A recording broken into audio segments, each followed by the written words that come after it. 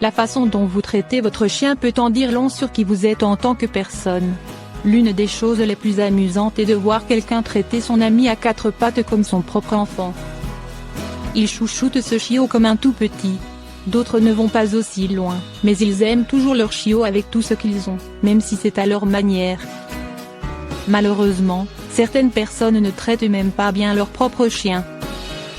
Si bien traiter votre chien est un signe que vous êtes une personne de confiance, le maltraiter dit exactement le contraire. Malheureusement, il y a des milliers de chiens à travers le monde qui sont maltraités quotidiennement.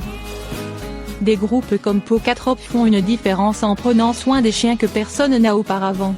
L'histoire d'un pauvre chien nous apprend de bonnes nouvelles, les bonnes personnes peuvent compenser les mauvaises. Paw Catrop s'est rendu sur un site lorsqu'ils ont appris qu'un chien était maltraité. Lorsqu'ils sont arrivés sur le site, ils n'ont pas eu à chercher trop fort pour comprendre pourquoi ils étaient appelés. Libre est un chien de garde de 4 ans qui vivait près d'une maison abandonnée. Le petit Libre dormait sur le béton. La maison, située à Kaga, au Venezuela, avait une volée d'escalier en béton avec des fenêtres à barreaux. Les propriétaires de Libre la gardaient enchaînée aux fenêtres à barreaux, jour et nuit.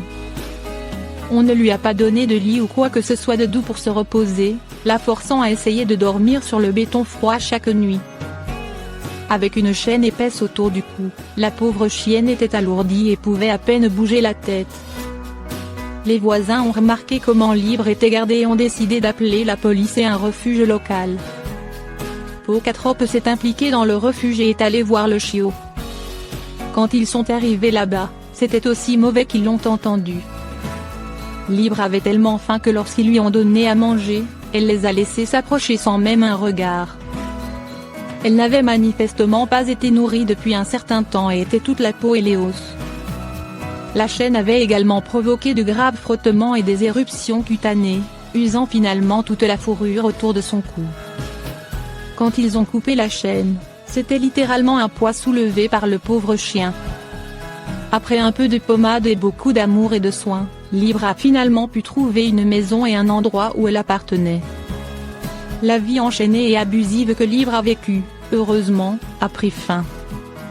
Après avoir été sauvée, elle a trouvé une maison où elle a pu voir le bon côté des humains où elle n'avait vu que le mauvais auparavant. Qui sait combien de temps Libre aurait duré sans le refuge. Ce petit moment est un rappel incroyable que les bonnes personnes peuvent avoir un impact plus grand que l'indifférence du plus grand nombre. Le Libre témoigne du pouvoir de la gentillesse.